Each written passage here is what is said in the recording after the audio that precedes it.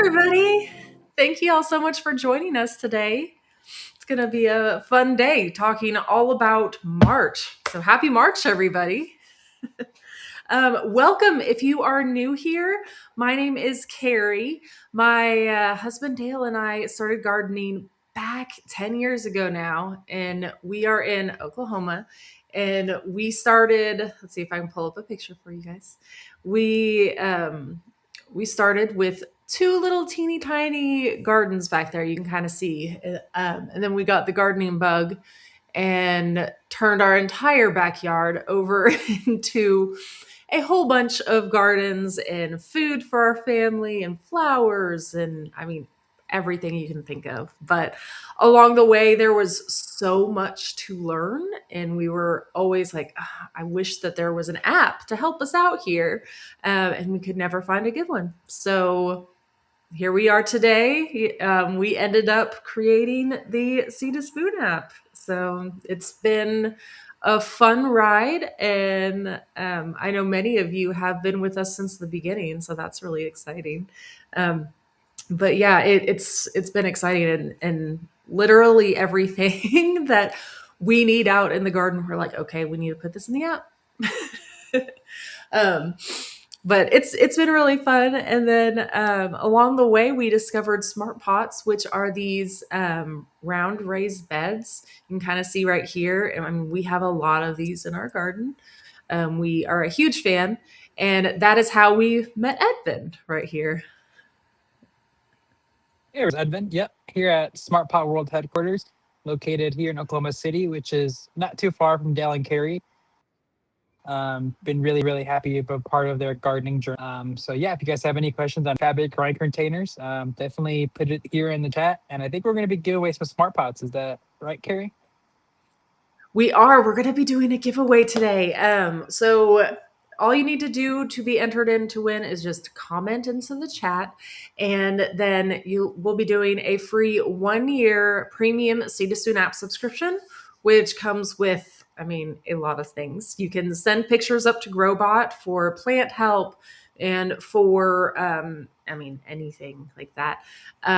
Any plant help, any pest identification, all of that. And you can also do the visual garden layout, unlimited plants there. And you also get free shipping on all of your orders through Park Seed, which is really exciting as well. Really quick. Oh, Debbie had the question. Name of the app. well, welcome. Thank you for joining. Seed to Spoon is the name of it. I popped up a QR code right up here, so you can scan that too, and it will take you into the App Store. I don't know actually where that takes you to. Somebody will have to let me know. I think Dale's the one that put it up there, so I don't know. Either it takes you to the website where there's download links there or something. I don't know. But we have it available for download on Android and Apple. So definitely do that. Yes, thank you. You can actually use the web app too. So at app.seedtospoon.net, and it'll pop up this. So you have all of the, like, everything right here too.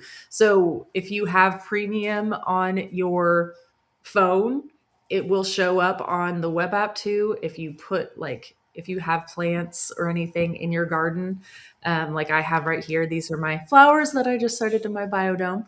And I logged them actually on my phone, but they are all showing up here too. So I can put notes in here and it'll show up on the phone, vice versa. It's really nice that everything just kind of like syncs together. Love that. So welcome, welcome. Sorry, I'm looking through the Just, comments. Hi, everybody. just saw Paige Dawson. She has a little mini red robin tomato in her 1 gallon smart pot. I I just love that. grabbed a cutting from my tomato, my purple tomato, and I've got it growing in my transplanter. So right there with you, Paige. That's awesome. Yes, I have my little kitchen mini tomato going back here. Of course, it's going great.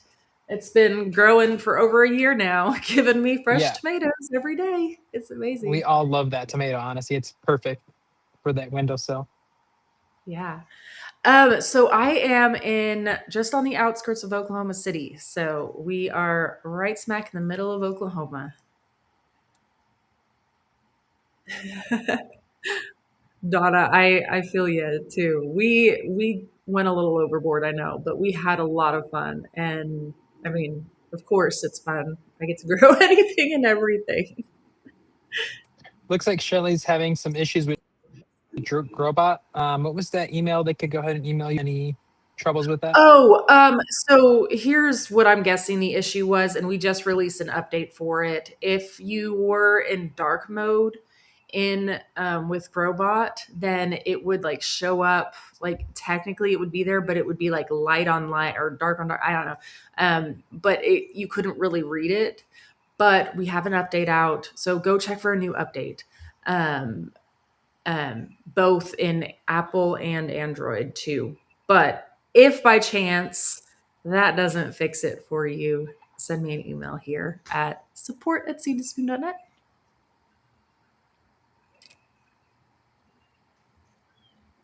Okay.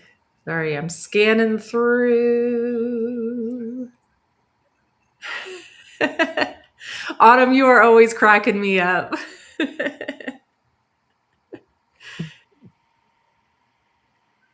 Let's see. Okay. Yay! Well, I'm glad that you all have made it today. It is going to be a super fun one.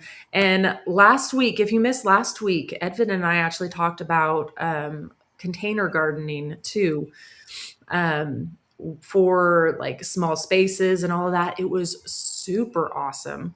I had a lot of fun. I don't know about you, Edvin, but I loved it. I definitely Um, did. And I was just reading, somebody said, are you experiencing any change in your weather this year? Last week, it was just about perfect to be in this greenhouse. Today, I'm literally questioning if I made a mistake. It's 76, it's sunny. I think it's like 90 degrees. Everything's loving it. I mean, I have this cool shot, of these peas that I planted. Everything's sprouting, loving it in the greenhouse.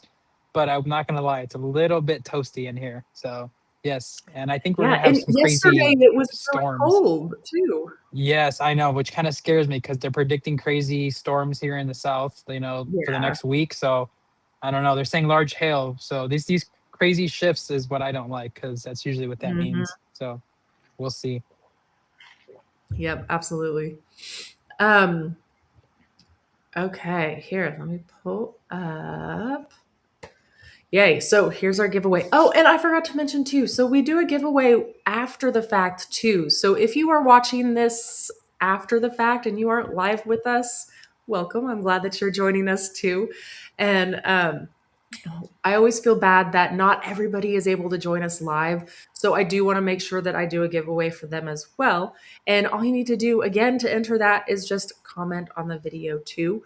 And I do have a winner from last week. So after that one posted and through this morning and right beforehand, pulled a winner.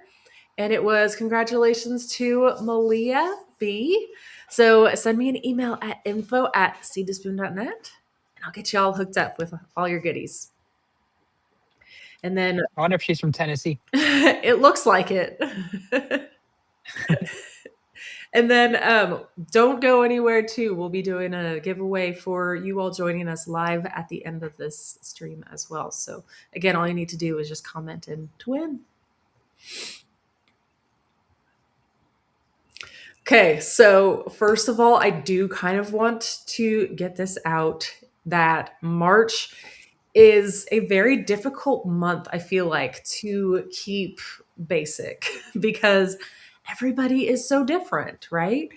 I mean, here in Oklahoma, like there's things that I'm doing that those of you in the South are like, "Psh, if I haven't done that yet, I'm too late. Same as up north, like it might be way too early for you to do things. So throughout today, I have it kind of broken up into not like specialized zones or anything, just like cooler zones, warmer zones. If you have already had your last frost, all of that. Because, like I said, everybody is completely different. And March is such a turning point month for some people because some of you, there may be snow on the ground. Some of you may have not even had any more frost. So, or frost at all if you are very tropical, which I know some of you out there are pretty lucky. So, um, and I do want to say before we go too far that let me share the app again really quick. So the Seed to Spoon app will show you exactly what you can plant based on your location. So you don't have to guess and think, am I in this zone? Am I safe to plant this? Am I good to do this? All you need to do is just go into the Seed to Spoon app. If you give it permission for your location, it will pull from your closest weather station and it will actually go through and calculate out everything. So you can see for me right here, I have 6 weeks left until my last spring frost, which is exciting, which seems crazy because it's like supposed to be 80 today. But anyway. Yes, it is definitely all of 80 today. Sorry. Yeah, I was just opening the other door to the greenhouse to get a draft in because it's getting toasty. you're going to start sweating on the live stream, aren't you? Oh no, it's already there. Don't worry. But in the Seed to Spoon app, there's a couple places like you can go on here. You can just scroll down. It'll have this Let's Grow section, which shows you like at a glance like what things you can start right now, either inside or outside. There's also this planting calendar that you can look at too. Um, you can also go into growing guides, and whenever you click into any of these, you can scroll down and it will give you the exact planting dates for you in your area. So these ones, like I said, I was in Oklahoma City, so these are dates for Oklahoma City. So for me, hey, I actually can start some of these indoors if I want to get a head start. Cool. So yes, that is an easy way to go through and know exactly what to do and when. So I definitely wanted to make sure that I called that out for those of you who don't already know. Yeah, and actually, Cami here had a really good point I hadn't even thought of. She said that it was really helpful since she used to live in a Georgia grow zone and now she's in Minnesota. It's Oh yeah. for anybody who is moving areas, you have to really restart all your knowledge. You almost have to relearn how to garden. So Oh, I this is a know. really Yeah. really quick way to get a quick start and learn what to grow when. Super super helpful. I like this. Harry Warp says, "What's frost?" You see, he doesn't even have a last frost. So don't worry, we'll be covering stuff for you too. Oh man. Yeah, Wow, Wendy but was we're saying actually just a little warmer bit of than snow him left. though today. Oh, Harry Warp says he's 76 here today. Right Oh now, wow. oh, actually, it says 76 right now on my watch, but at a high of 81. So, yes. Okay. So, let's talk a little bit about indoor seed starting because a lot of us are still doing indoor seed starting. Maybe not everybody, but I do have, I mean, you can see over here, I have some things actually already transplanted out from this biodome right here, but I do have a lot of things growing right now indoors. If you haven't seen these biodomes, these park seed biodomes make seed starting so easy, like effortless. Seriously, if I ever have difficulty growing anything or germinating anything, I'm always like, I need to bust out the biodome and have it growing in there. Um, it is just my favorite go-to things. Now, that being said, there's nothing wrong with having like I do have a tray going right here too. I just put I found like a little lid that actually fit it, and so that way it helped me a little bit too with that. But I typically keep like the things that I'm like I know they're going to germinate. I have a bunch of marigolds in there. Marigolds are generally pretty easy, so I'm like I'm going to put them in there. But yes, I mean, there's nothing wrong with doing some germinating in regular trays or on your window ledge and all of that. Um, the biggest thing I do want to say is just do it. I mean, have fun and get things started that you want to be growing this year. Um, so there's a few things that you can still be going through and starting indoors. Again, totally based on where you are. Um, The things that are over here, I mean, I guess depending on how you're looking at the screen on the left, so all of those like cabbage, broccoli, cauliflower, pansies, onions, like those things, if you are in like the cold zones up north, those things are for you. It is going to be a little on the late side for me here in zone 7 in the middle of the country, and definitely too late for those of you that are down south. Um, but absolutely, definitely get those started up north if you haven't already. I have a lot of broccoli going myself. I like to get a head start on a lot of those types of plants, like the broccoli, cauliflower, cabbage, all of those, just because they tend to, I mean, they tend to be a little bit slower growers, and I want them to be able to get a harvest in before it gets too hot here. Because I feel like, I mean, Edvin, I mean, I'm sure you agree with me here. I feel like spring is so short and it goes immediately from like winter to 90 degrees in like a Our day. And it's spring like, is like, oh yeah, yeah. I was gonna say a week to be conservative, but a day is really where it's at. yeah, I mean, it'll be literally like she Carrie was saying. I would think it was like literally than it is today, and yeah, it's pretty crazy. So Donna yeah, Plant yeah, actually absolutely. on that topic, Carrie, Donna Plant was asking. She was supposed to start hardening off her broccoli this week, but she's got some pouring rain. Should she wait before or after that rain has passed? So I would, I mean, I wouldn't put it out in the pouring down rain because it's probably going to damage the tops of them, unless there's an area where it's like protected a little bit. Like if it has like some covering, and then it can get a little bit of the wind exposure. But I wouldn't put it out in pouring down rain. I'd probably wait until that's done with. Um, but that's a great question. Yeah. And then really quick, Carol inside of her biodome. She says she started some flower seeds in the biodome. Does she take the lid off when they have sprouted, or do you like to open the vent and keep the lid on? Yeah, so what I do, you can kind of see what I got going over here. This one you can see I completely have the lid taken off. In here, I have the vents open now because things have started to sprout. But once pretty much everything has sprouted, that's when I go ahead and remove the dome. So that way I can make sure that they are like right up there, right underneath the lights. Because the further away that they are from the lights, the worse off they're going to be. You want them to be able to have plenty of exposure to the light so that way they don't start getting weak and leggy and start reaching towards the light. So removing that lid will be best practice at that point.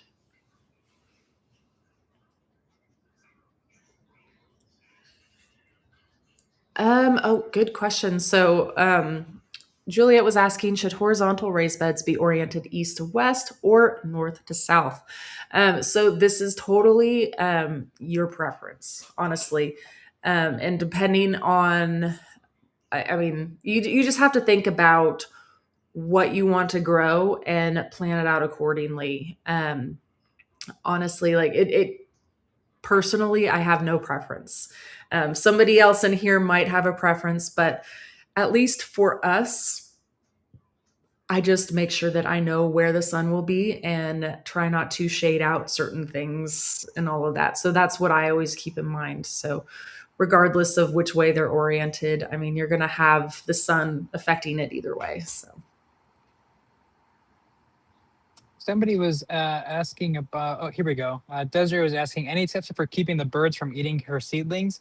She didn't have any budget for some soil indoors, so she's direct planting 80% this year. um, so if you have like if you're worried about like the seedlings, um, yeah, I know you said you didn't have budget for getting soil indoors, but I am going to recommend buying one thing. But you can get them fairly cheap ish on Amazon. It is oh my gosh, my mind went blank. The automatic sprinkler, like the motion activated sprinklers. Oh my gosh, they are life changing.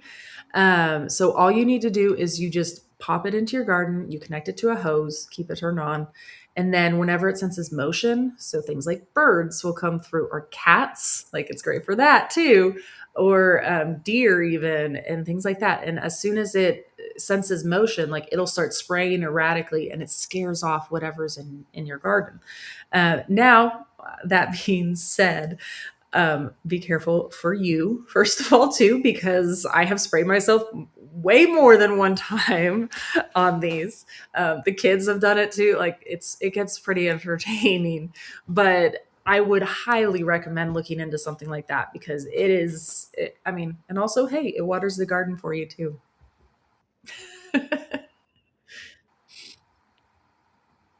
Depending on how smart your birds are that are in your area, you might be able to get some spinny things that just make some flashes.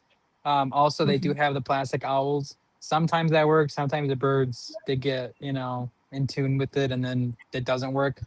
So Yeah, maybe I've just try one of definitely those. done those owls before, and I've had them up. The ones that have the rotating neck are going to be a little bit better because they move a little bit. Um, and also, you will need to keep up with moving it around, like move that little owl around, because they'll get used to it and they will just be like, oh, it's just a decoration now. So if you move it around a little bit, they won't quite catch on to what you're doing. This is a good creation, and I feel like I see this almost everywhere on social media. From autumn, my starts have small true leaves. Should I pot up now, or should I wait when the first true leaves are larger? So, you can up pot whenever you have true leaves. For me, I try not to up pot. Um, and I try to just take things directly from like my biodome and transplant them out. Now it doesn't always work that way. Like some of these that I have in here, I'm probably going to have to up pot, but that's more because they're starting to grow out and like their root systems are like becoming too much for the little container they're in. So I more look at the roots of the plant more than the true leaves. Like the true leaves are a good signifier that you can transplant them out, you can move them, you can do whatever. But I do try to limit how many times I do that just because I don't like disturbing the roots too many times. Because each time you do that, you risk something going wrong. So, um, yeah, totally up to you and what your plants look like. Like if they're struggling and they need more space, go ahead and do it now.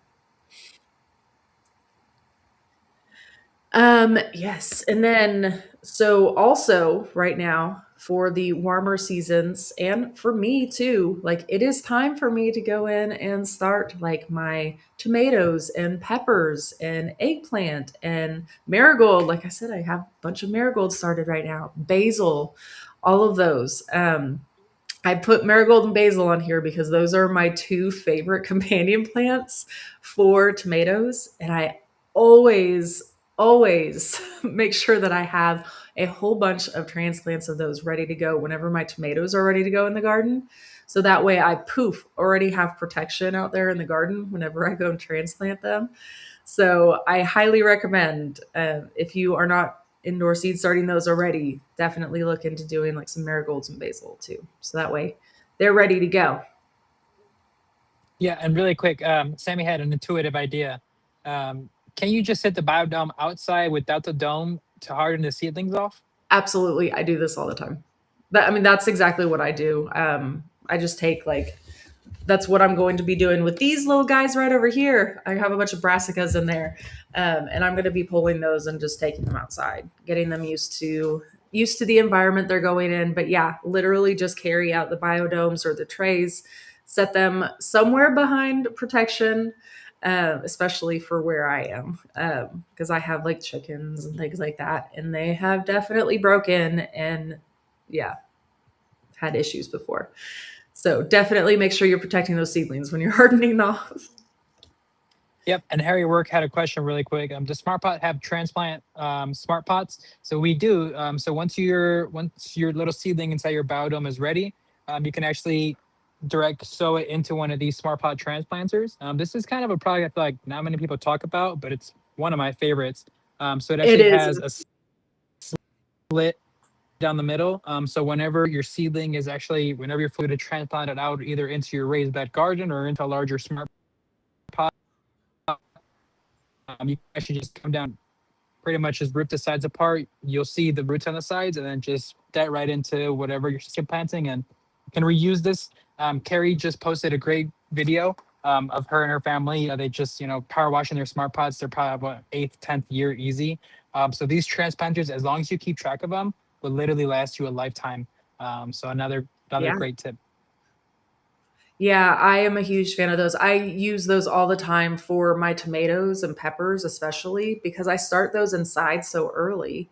And I want to have them to be like a good size before they're ready to go out. So those are the perfect size for like my bigger tomatoes and things like that that I'm going to be indoor seed starting. So yeah, And whenever I'm then up, I up pot into those. topic of cleaning. Lynn Burns said, "How do you clean your biodome for the new season?" So what I do is I run them through. I just put them in the sink over here, and I pop them in there and wipe them down. You can either do like soap and water, or you can, if you had issues, you can do like a little splash of some like bleach or hydrogen peroxide, something like that. Um, you can do that to help get all that. But the main thing is to get all the debris off of it. Yeah, I mean, I really do. Like, I just have a sink that I pop them all into. And I do generally do a little bit of bleach in mine just because I don't want to have any issues with like molds or algae, things like that, that I might have had in the past. Yeah, that's probably best for starting seedlings. And you don't want to transfer any disease you might have had last season into this season, and just fresh start is probably better. Yes. Yeah. Oh, yes. Absolutely.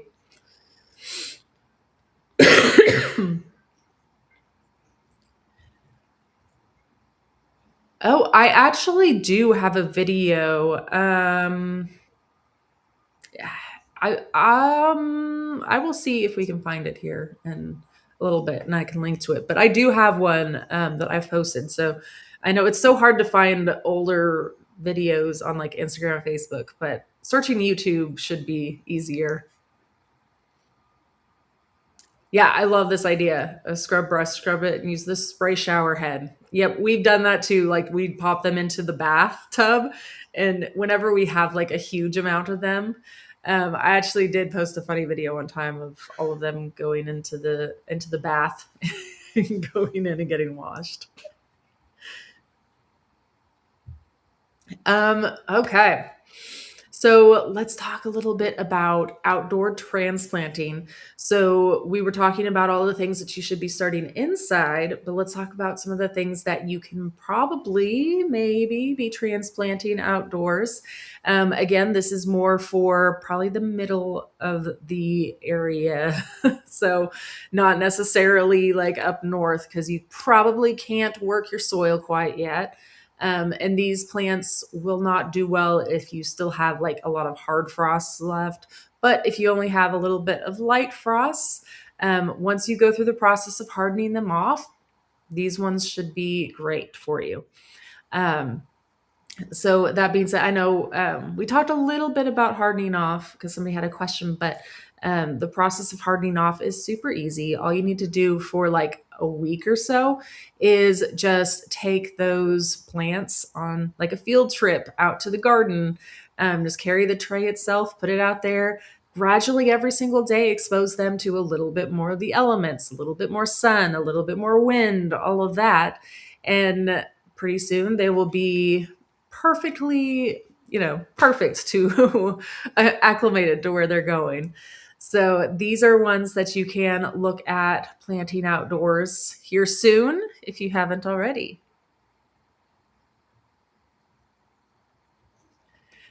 And then for those who are, again, in the cooler areas, here's a few more of the outdoor direct sowing.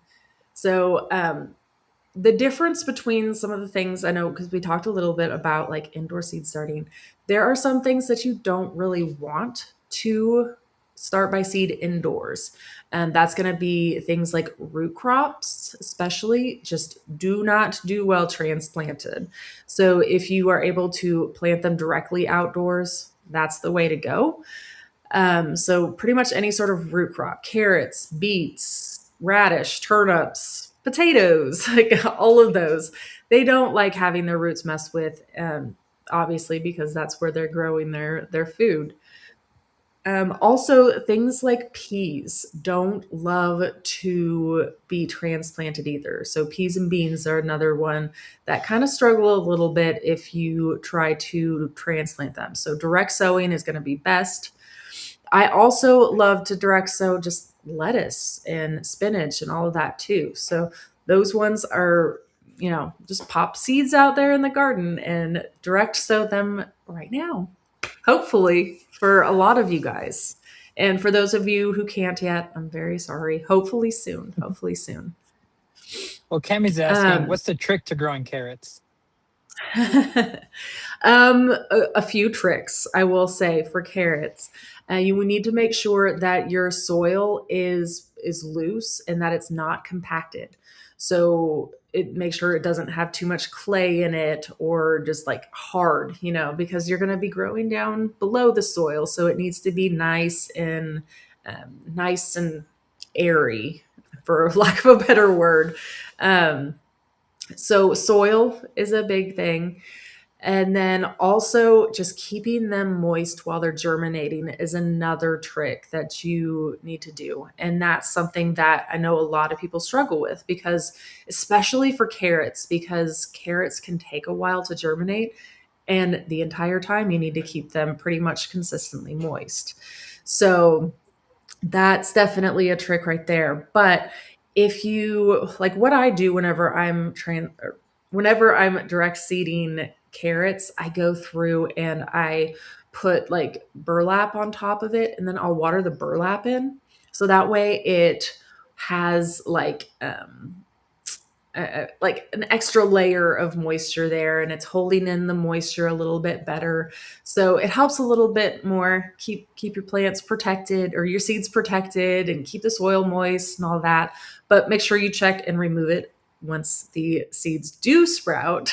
So you don't want them covered once they do sprout, but definitely give that a try. And then I thank you, Tanya, too. So she said trying the carrot seed tape from Park Seed this year. 100% agree on this too. So this is another trick for especially for carrots. If you guys haven't seen carrot seeds, or like they are like super duper tiny, and carrots are one that you definitely need to have them have their space, because if you have like too many seeds right together and a bunch of carrots growing in a row, that's when you get like the carrots like lumped all together. And yeah, we don't want those. So it's important to make sure that they're spaced out correctly. So instead of having to go through and thin them down and do all that, just having these carrot seed tape, oh yeah, it is definitely makes your life a whole lot easier. Yeah, it sounds like Dov is in that boat of having trouble. She says, or he says that they're getting washed around with gentle spray, hard to keep moist. So definitely trying that seed spray if you're having trouble with the seeds of carrots. Yeah, it's definitely something that can be challenging, and you're not alone out there. A lot of people struggle with carrots, especially. Let's see.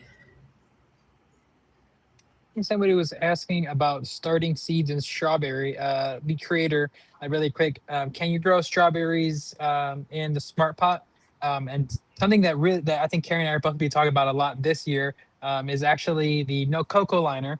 And you can see here, I've actually started some snow peas from Park Seed into these, and they're sprouted happily in this 90-degree greenhouse. But this is another great option for growing strawberries. So you can actually, I mean, sow them pretty heavily, and you can actually have them hanging off to the side, and they'll like literally multiply. So that's an option for growing strawberries that I'd recommend. Yeah, absolutely. I grow strawberries in a lot of smart pots. Like in fact, like I will plant a couple of strawberries in there and just kind of let the strawberry runners take over the entire large smart pot, and works perfect. Great question here.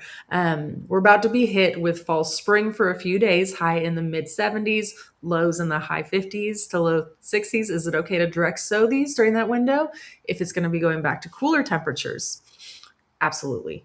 In fact, I would be direct sowing now, absolutely, if I were you, because that will help to increase the germination rate. Like it'll go a lot faster for you. But these plants are ones that they actually like the, well, not these ones, that these ones are ones that actually like the cooler temperatures. They generally like those more, probably what you're going to be going down to, those temperatures. So these would actually be a perfect time for you to go through and plant those. Shelly, and looks like she's in okay. As can you grow corn in a raised bed smart pot? Have a 6 and 8 foot. We've definitely tried it and done it here at the headquarters. The couple things that we learned is definitely try to fill up the raised beds as much as possible with as much soil as you can fit. Make sure the sides are really tall. And also, since you have two beds, we'd recommend actually planting them both out and having the corn side by side. Just by the way that corn is pollinated. So it pollinates itself. It needs to be kind of within itself. So that's what we would recommend: is plant both of them out relatively next to each other. And that, yeah, you definitely can grow corn. We've done it here, and it's super cool when you've got stalks of corn growing like in a small little raised bed. So super cool. Good luck with that. Let us know and send us pictures. Yeah, I absolutely agree with that. The more corn you can plant, the better. Because the whenever we've planted it in the past, we do struggle if we don't plant enough.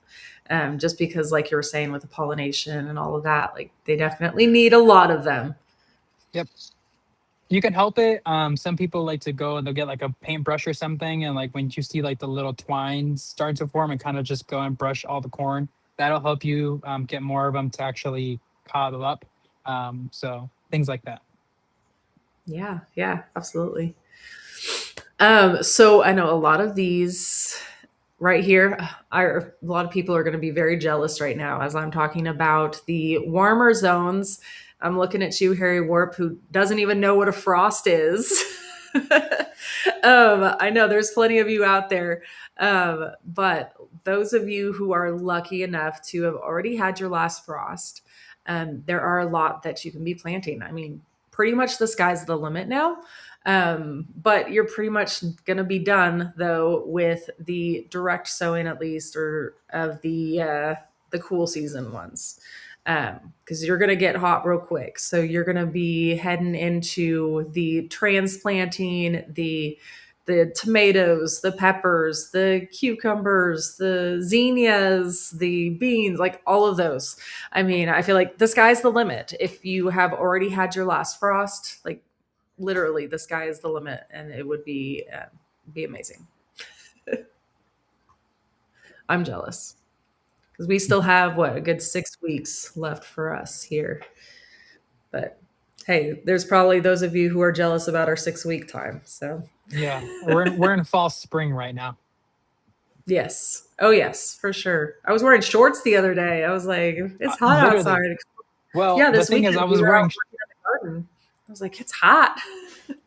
well, I think I was wearing shorts on Sunday, and then like we were just out, and then like by the time the sun had set, it had gotten so cold that I was like needing a sweater and like changing out of my shorts. So just crazy weather.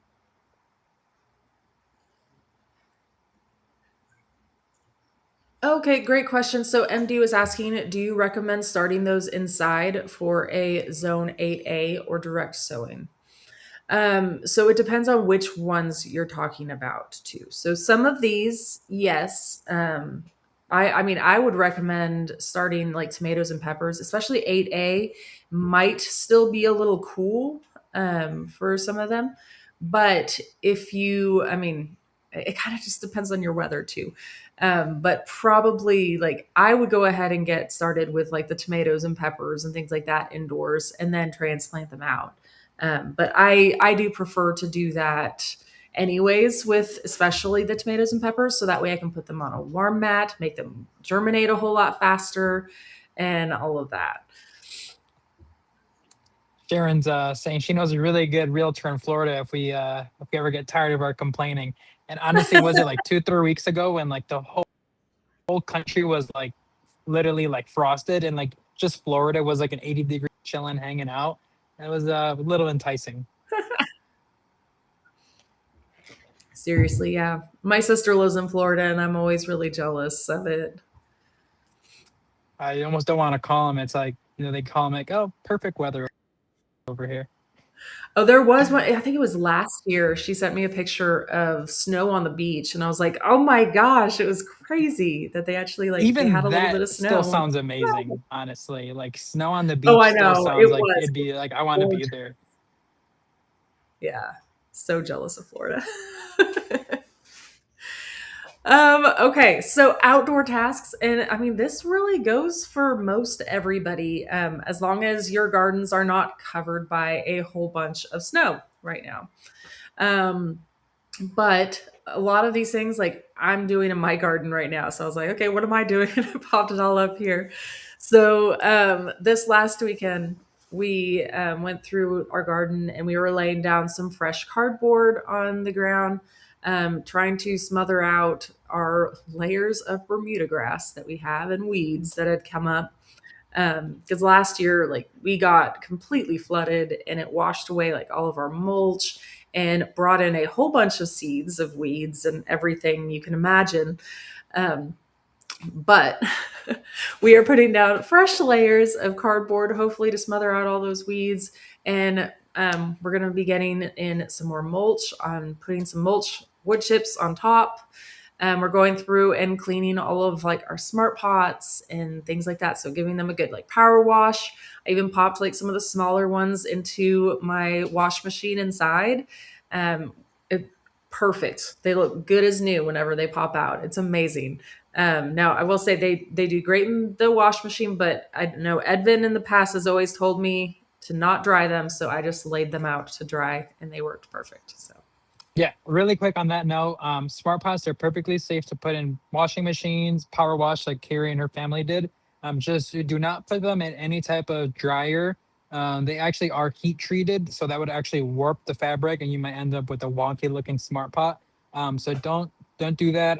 Just the sun will. I mean, the sun actually, and if you don't have a power washer, I know you guys, just like me, you're gardening on a budget. You actually don't have to do that. If you had a perfectly safe harvest, the only time I would really recommend you doing a hard wash like that, possibly even with some OxyClean, is if you had some diseased plants or just like really hard bugs or something that was just going wrong in your garden last year that you're not sure about. Then I would really recommend you try to clean your smart pots just to kind of minimize that for this garden for this year. Other than that, if you had nothing crazy, you actually just all you have to do is just empty the smart pots, kind of tap them on the side of a fence or on the rock, get all that dirt out, and just set them out in the sun in a nice, bright, sunny, hot day. That'll kill 99 about like 90% of the germs. So just there's no effect to the smart pots if they look a little dusty. They'll still grow an amazing plant. So you don't need to do that there. It's just something great if you have the tools to do that. yeah, absolutely. So I will say, like some of my smart pot, like they saved me whenever we had that huge flood go through. But that being said, like they were sitting in water for a while, so some of them did develop like the little like algae, like green on the outside. But I'm like, hey, you know what? They worked amazing. They saved my plants, and then I just went through and power washed it right off, and like seriously, just good as new. So yeah, Yeah, a lot of it's people perfect. always like to either call us or write in, "Hey, I have this, buildup of green algae. Is this bad? Do I need to worry about it?" No, I mean it's just natural with horticulture. You have moisture and good soil growing, so it's just an effect of the garden. Also, if you have the white buildup, I don't have any smart pots that have it. The white calcium or hard water buildup on the sides, that also has no effect to your plant. It's just depending on your water. If you do want to minimize that, one thing that I've learned that kind of helps is the water that you're going to water your smart pots with, kind of a day before or a couple hours before, leave it out with like uncapped, maybe put it in a 5 gallon bucket or your watering can. That'll aerate the water and that'll get rid of um, a lot of the stuff that's in there. And it actually help you water your smart pots, and it'll keep them a lot cleaner. So that's what I do for the plants that we have in our office here. Is let's just aerate the water, so that helps a little bit. Well, that's a really good tip too, especially like in the summer, because you can really shock your plants by giving them like super cold hose water. So Yeah. by putting out water and letting it get to room temperature, or room temperature, the outside temperature, it's going to be a whole lot healthier and better for your plants. Yeah, and you never that's I mean, that's kind of what I do here in the greenhouse and even at home. Sometimes we have hoses that are long. You can also burn your plants if you don't let Yes. your water run out. That's something that we don't really check on or worry about. But our plants, they're already out there in the heat. When we scorch them with hot water down to the roots, that can sometimes be detrimental. Definitely keep that in mind when you're out there watering. Also, Deanne Goodwin was saying, when cleaning Smart Pot, should I put all new soil in him? And I think it just goes for, I mean, the tips that Carrie and I like to give is as long as you didn't have any disease in your soil. I mean, we're really, we like to push about reusing your soil and just amending with compost, worm castings. So if you've had a successful, healthy garden last season, it's perfectly fine to reuse that. So, the only time I wouldn't is if you had just like an infestation of bugs or if you just had diseased plants. Then I really would try to not use that soil if possible and just start fresh. Yeah, and to piggyback off that, like yes, I reuse like 99% of my soil. So, I mean, it's very rare if I get rid of anything. And I just add in like fresh compost at the beginning of the season and just work it all in and it's perfect. I do like sometimes do a soil test just to check how the levels are, just to see if I need anything different for anything like that. So I did do one of those this year, and actually my soil was pretty good, so I was really happy about that. It suggested to put a little bit of wood ash in, and I was like, "Well, perfect. We have a fireplace. I'm going to go grab a little bit of wood ash and put that in there." So I'm good to go. That's awesome. Yeah, and guys, I mean, soil tests. There's a lot of organizations that are local to. I mean, across the nation, I believe that are really into doing soil tests. They like to do it for their own databases, so they'll gladly sometimes do it for either like 20, $30, or a lot of times free. So if you're here in Oklahoma, I know the OSU extensions that are all across the state. They offer a lot of soil testings. You can actually just bring a sample, and you can do it either from if you're going to be doing gardening, just like in your backyard. You can take samples of that, or if you have a raised bed garden, take samples of your raised bed garden soil. And just like Carrie said, they'll tell you exactly what you need to add to have a thriving garden. Um, so, tip on that. And also, really quick, Carol Connor was asking about the status of the new project we mentioned last week regarding cats. So the countdown is this Friday, Saturday. We will be posting something really, really cool. We're really excited. We'll be going to the Do It Best national trade show. Do It Best, if you guys are familiar, also acquired True Value. So Do It Best True Value retailers. They're going to be all coming to Denver, Colorado. And we are going to be showing off a brand new product. We're doing collaboration with Park Seed and Soul Soil. It's going to be super, super cool. So I'm really excited. If you're a pet lover, this is definitely going to be for you. I'm really excited about it. I mean, I think everybody who's on the team is a pet lover, pet owner. I mean, I love my dogs. My girl Lulu, I think she's actually watching the stream. My girlfriend's on watching, so I've had her whole life, 12 years. So I'm excited to provide to them, and we all love to garden, so why not include them? And I think this is the perfect way to do it. So stay tuned. I think you guys are all gonna love it. So yeah. I love it. I'm excited too. This is a great question, real quick. So, if a cell in your seed tray develops mold, do I need to throw out surrounding cells too? I'm going to say no, and I'm also going to say don't don't be so quick to throw out what you have going too. So if you have like a seedling in there, just try your best to fix it. Like I actually have cinnamon that's actually just sitting right up there because that happens to me too. It happens to everybody. If you water a lot, especially if you water from above, it can really be a factor. But especially like just keeping a moist environment, if you don't have like a fan or anything like that set up, you're going to be developing some mold. Like it's a given. But super easy treatment is just sprinkling some cinnamon on top. Um, so I definitely would encourage you just to try that and see if you can get that out.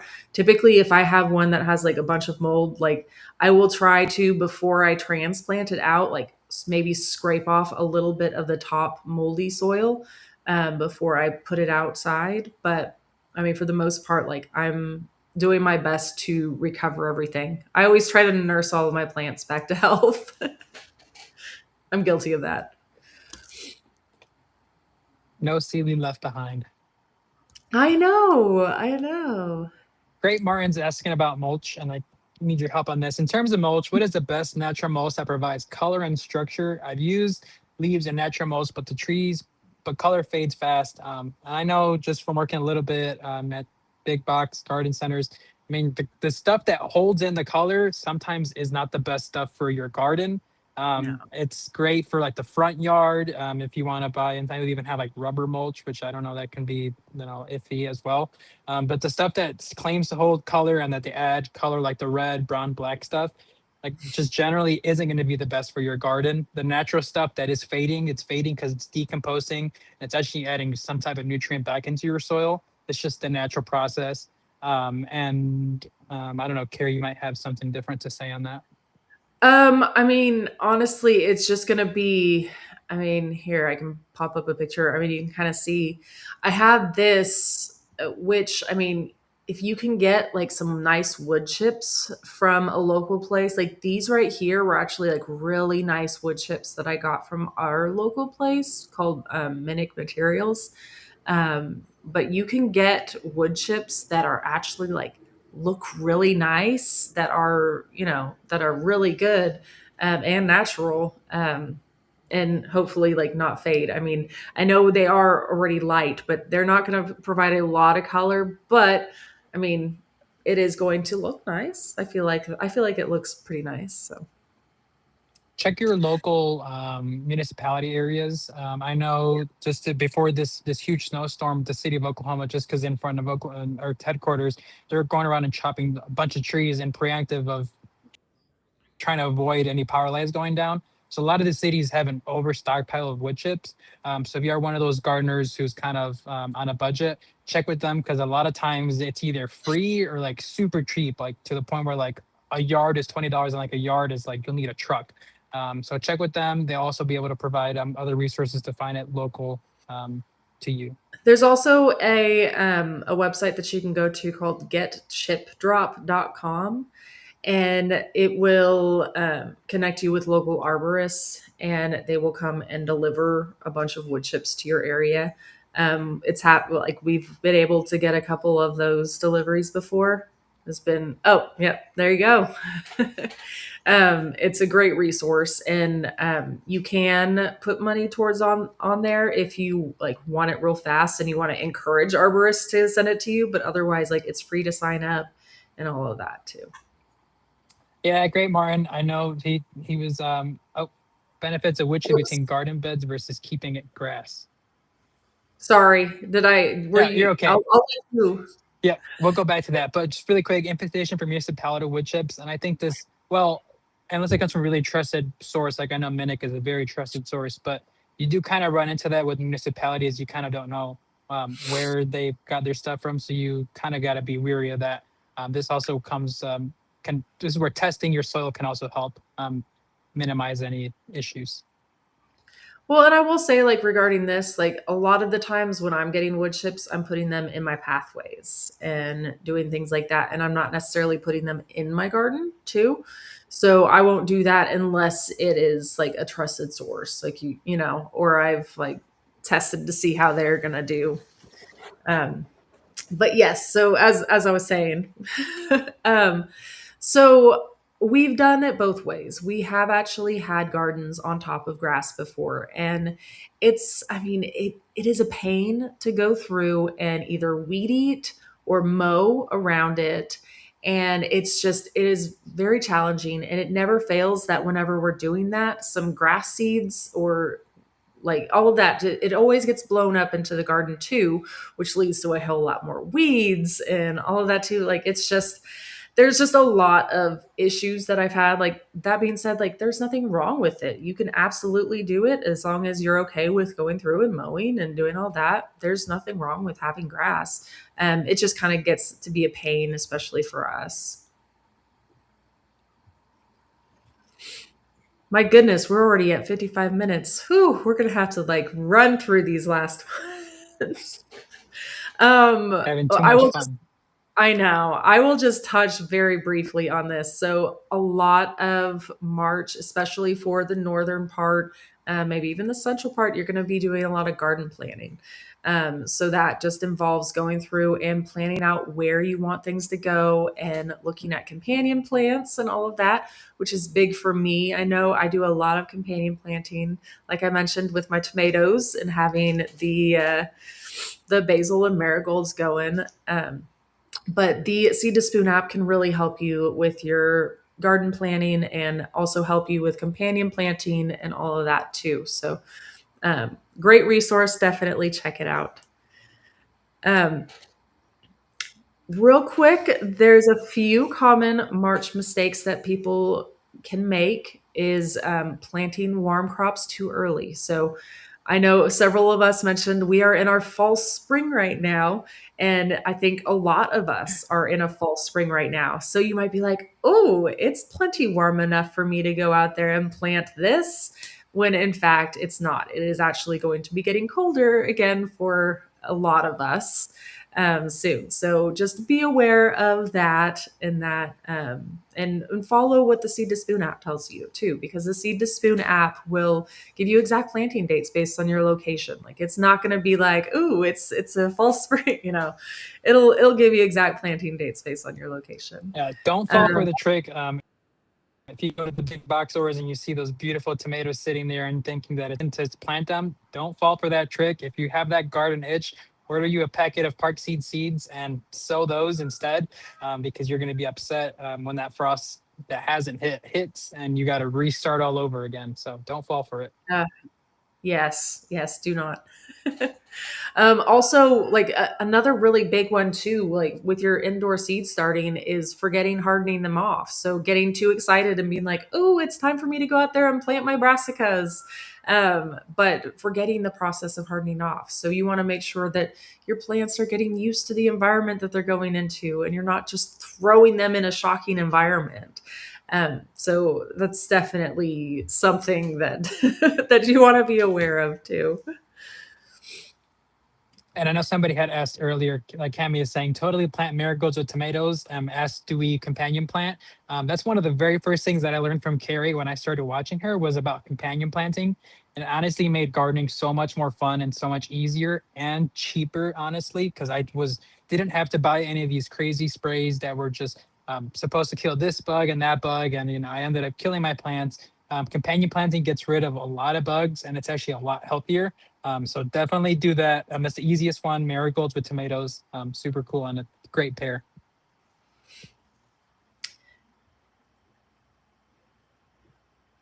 Okay. My goodness. Okay. Do you want to pull up some questions or chat about the giveaway and I'll pull up a winner here?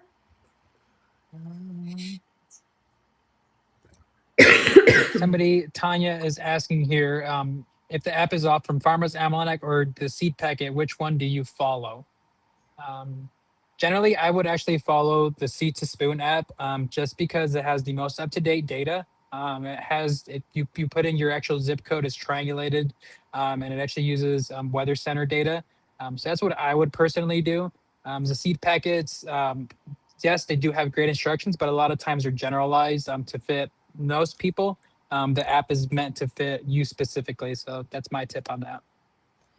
Yeah, I agree. I mean, I might be biased as well, but I do like I always follow the Seed to Spoon app. But if you do find that something is way off, like message me because like I am human. Like I might, like I always like double and triple check everything and like I use the app every day too. So I feel like I catch most everything if there's a mistake. But if there is something like please like send me an email, let me know and I'll just double check and take a look at it for you too.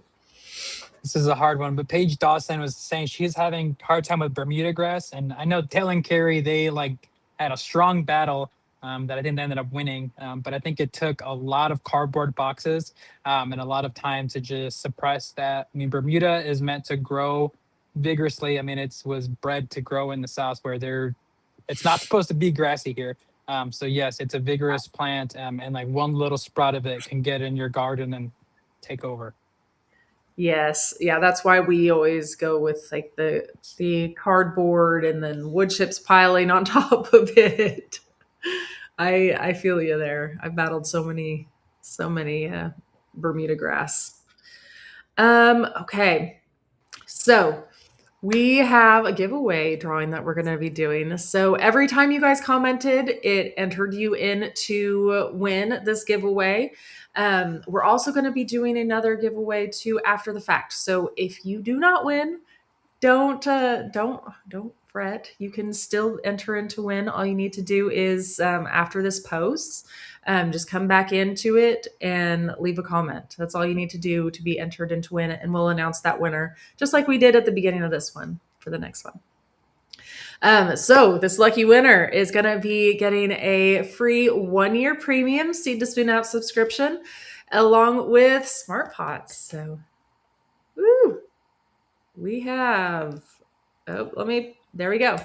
Congratulations to the creator. Email us at info@seedtospoon.net and we will get you all hooked up with your free goodies. So congratulations.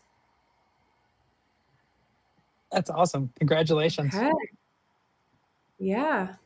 And like I said, we're here every week, same time, same place. So join us again next week and comment in the meantime so that way you can be entered in to win this next time too.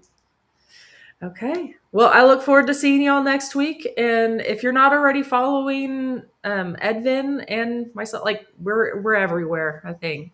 TikTok, YouTube, Instagram, Facebook, you name You'll it, we're definitely want there. to be watching this weekend, guys. If you're a pet lover, like I said, watch. I think it's gonna be super cool. We're really, really excited to be working on this for like a couple of years, actually. So we're super excited to finally bring this out. Um, Bringing a product to life is as hard as they say it is. So we're really, really excited to finally show you guys.